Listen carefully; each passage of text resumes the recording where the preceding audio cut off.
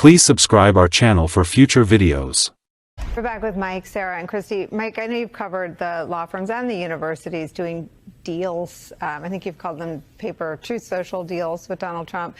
Do they seem cognizant in your coverage of them that Trump is at the lowest approval of his presidency? I think the newest number, the one Sarah just talked about, he's at 37%, and that's after bouncing about 20 points up for his work in the Middle East last week. This is an all-time low approval rating, 61% disapprove. He's underwater, I think, more than 20 points on the economy, close to 20 points on immigration, and yet they all still seem to be lining up to capitulate. I don't think the law firms care. I think they just care that they're able, their bottom line was not impacted and they're able to do the business that they can. It was a purely economic decision, and a firm so their brands aren't part of their economics.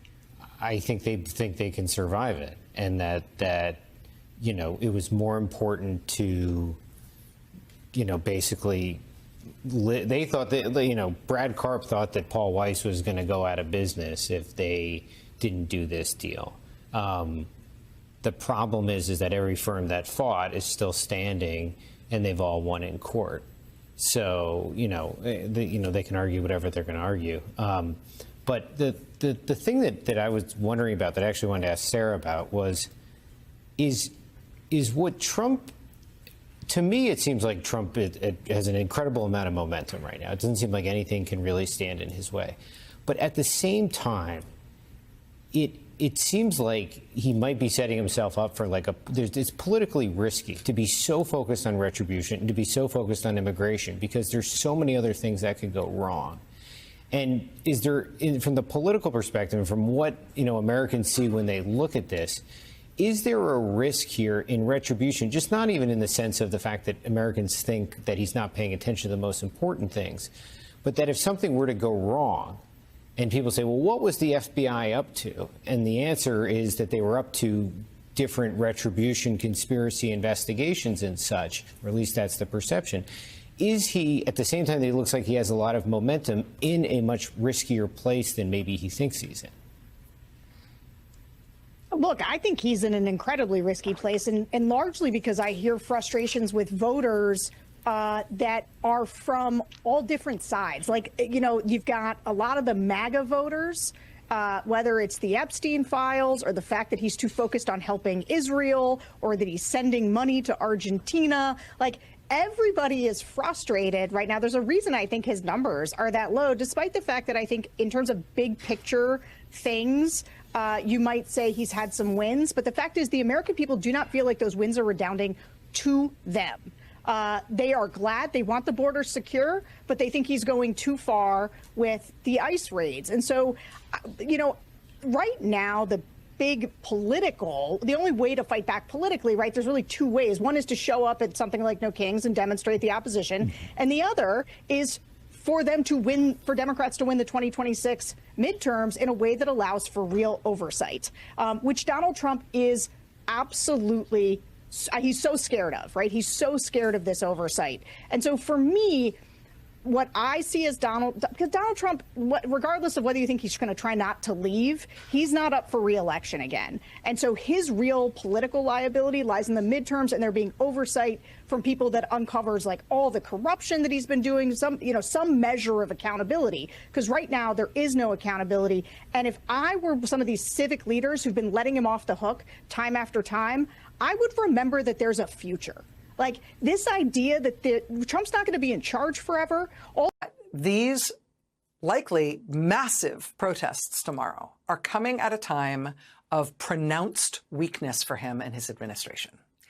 And I think the mainstream media doesn't always talk about this. I think one of Trump's great geniuses, sort of one of the things he's actually truly great at, is getting the media to cover things he wants them to cover. Even if he can't always get the kinds of coverage that he wants, he can almost always get the topics covered that he wants. And so because of that, I think some of the ways in which he is at a profound moment of weakness in his presidency have just kind of slipped by and not made the headlines. But I think if you're being real and you take a wide aperture look at what's going on with him right now, that's the pretty obvious bottom line. I mean, here's just one piece of that. So today's Friday. Usually every Thursday, we get the jobs numbers, right? We get the jobless claims data. That usually happens every Thursday. On the first Friday of every month, we're supposed to get the data on the number of new jobs created in unemployment. We're not getting that now, apparently because of the government shutdown. The first Friday after the shutdown started, they reportedly had that jobs report ready to go and they could have released it, but they didn't for some reason. That's not exactly a sign of strength. Private sector job indicators around the same time, payroll data and stuff, indicated that the jobs numbers right at the start of the shutdown might actually be horrific numbers. And so who knows, maybe that influenced Trump's decision about not allowing that data to be released, even though they had it right at the start of the shutdown. We'll never know, right? Before the shutdown, Trump fired the head of the Bureau of Labor Statistics when the jobs numbers started looking really bad. Well, now Trump has quietly withdrawn the nomination of the guy he picked to replace the head of the Bureau of Labor Statistics. He's withdrawn that nomination and nobody new has been named for that job. Trump has also quietly just withdrawn his nomination for the person he wanted to put in charge of veterans benefits at the VA. That nomination has been pulled as well. Trump has also quietly just withdrawn his nominee for a senior oversight position at HUD. That nomination's been pulled as well. Trump has quietly just withdrawn his nomination for the person he wanted to be ambassador to Serbia. That's gone now, too. Trump has quietly just withdrawn his nomination to lead the CFTC, the Commodity Futures Trading Commission. That nominee then posted online about Trump donors telling him to, quote, rectify, meaning spike, a CFTC case against them, against the Trump donors. He says he refused to do that, and he says that's why his nomination was pulled. Trump's deputy White House chief of staff just quit and left. The chief of staff to Attorney General Pam Bondi just quit and left. They just removed the 25-year-old Fox News producer. They put in charge of the commission that's supposed to run the America's 250th birthday celebration. How come all these people are being pulled? How come all these nominations, controversial for one reason or another, are all just being yanked? Can't stand the bad press? Can no longer take it, political capital-wise, to have unpopular or problematic nominees pushed through the news cycle? You don't feel strong enough to bear that brunt anymore the way you used to? Today, this was a large protest on the lawn at the main campus quad at the University of Virginia.